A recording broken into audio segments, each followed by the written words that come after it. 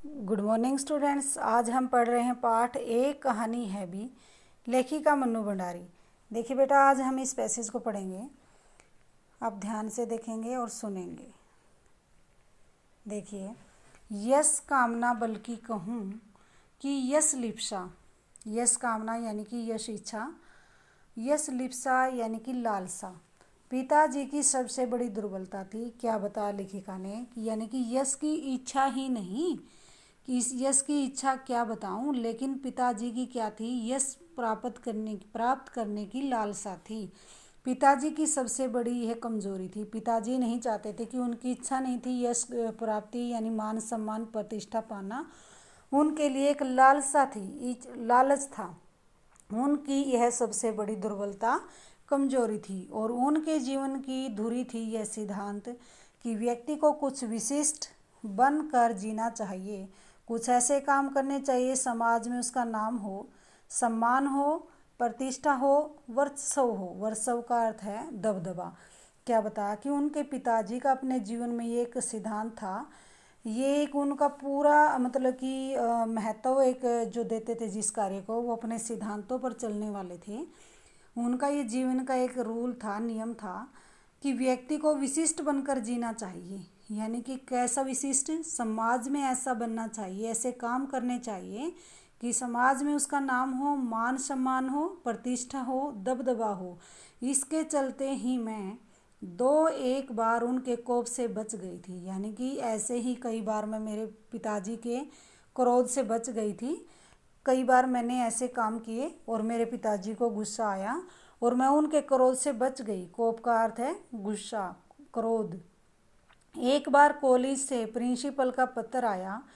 पिताजी आकर बोले, मिले और बताएं कि मेरी गतिविधियों के कारण मेरे खिलाफ अनुशासनात्मक कार्रवाई क्यों न की जाए। पत्र पढ़ते ही पिताजी आग बबूला, यह लड़की मुझे कहीं मुंह दिखाने का लायक नहीं रखेगी। पता नहीं क्या क्या सुनना पड़ेगा वहाँ जाकर। 4 बच्चे पहले भी पढ़े।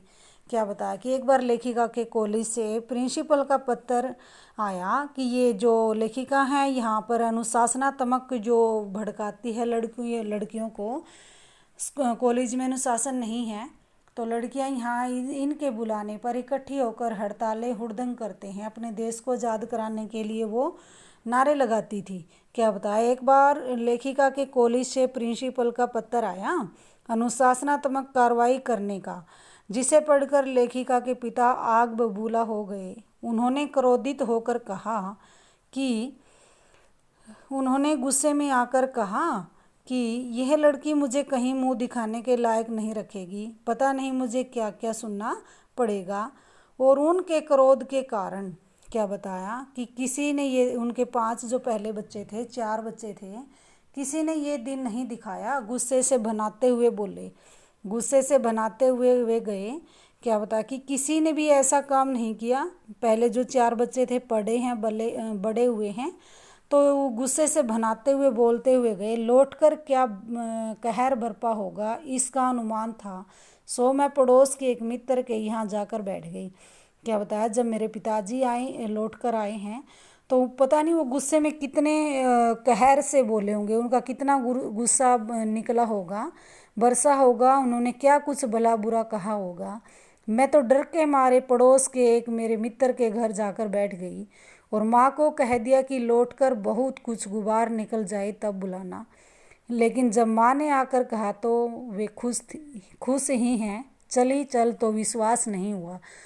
तो उसकी माँ को कह दिया कि माँ, जब मेरे पिताजी का गुबार निकल जाए, क्रोध निकल जाए, ठंडा हो जाए, तभी मुझे बुलाना। और माँ ने वहाँ आकर कहा और वे बहुत खुश थी। बोली, चलो, तुम्हारे पिताजी बहुत ही ज़्यादा खुश हैं। उन्हें विश्वास नहीं हुआ। गई तो सही, लेकिन डरते डरते। सारे कॉलेज की लड़कियों पर इतना रोब, तेरा सारा कॉलेज तुम 3 लड़कियों के इशारे पर चल रहा है। प्रिंसिपल बहुत परेशान थी, बार बार आग्रह कर रही थी कि मैं तुझे घर बिठा लूं, क्योंकि वे लोग किसी तरह डरा धमकाकर डांट डपट कर लड़कियों को क्लासों में भेजते। क्या बताया, प्रिंसिपल ने उनके पिताजी को बताया कि आपकी लड़की का यहाँ इतना मतलब हुनर है, इतना उनका रोब चलता है कि सारे ही कॉलेज की जो लड़कियां हैं उनके एक इशारे पर इकट्ठी हो जाती हैं। हम उन्हें डांट डपट कर क्लास में बिठाते हैं। तो आपसे हमारी निवेदन है कि आप अपनी लड़की को घर बिठाएं। और हमारे जो कॉलेज में अनुशासन भंग हो रहा है। तो उनके पिताजी ने बड़े गर्व से कहा कि आप का स्कूल में इतना रोब है और सारे जो तुम्हारे स्कूल की जो लड़की हैं आपके कहने पर ही, एक इशारे पर कहने पर सभी लड़कियां इकट्ठी हो जाती हैं।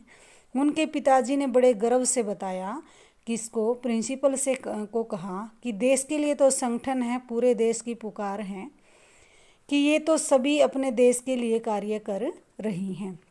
देखिए क्या कहा, तुम लोगों के मारे कॉलेज चलाना मुश्किल हो गया है। उन लोगों के लिए कहाँ तो जाते समय पिताजी मुंह दिखाने से घबरा रहे थे। क्या बताया कि ये क्लास छोड़कर सारी लड़कियां मैदान में जाकर नारे लगाती हैं और तुम लोगों के मारे ही हमारा कॉलेज चलाना मुश्किल हो गया है। कहाँ जाते हैं तो पिताजी, मुझे डर लग रहा था कि पिता को मुंह दिखाने के लिए डर लग रहा था और पिताजी घबरा रहे थे कि उन्होंने क्या कहा, कॉलेज में मुझे क्यों बुलाया और क्यों पत्र भेजा। तो ये बड़े गर्व से कहा कि ये तो पूरे देश की संगठन की पुकार है, इस पर कोई कैसे रोक लगा सकता है। उनके पिताजी ने प्रिंसिपल को कहा ये तो पूरे देश के संगठन की पुकार है, भला इस पर कोई रोक नहीं लगा सकता। बेहद गदगद स्वर में पिताजी यह सब सुनाते रहे और मैं अवाक। मेरे पिताजी बड़े गर्व से कहते रहे और मैं चुपचाप सुनती रही, अवाक चुपचाप। मुझे न अपनी आंखों पर विश्वास हो रहा न अपने कानों पर यह हकीकत थी।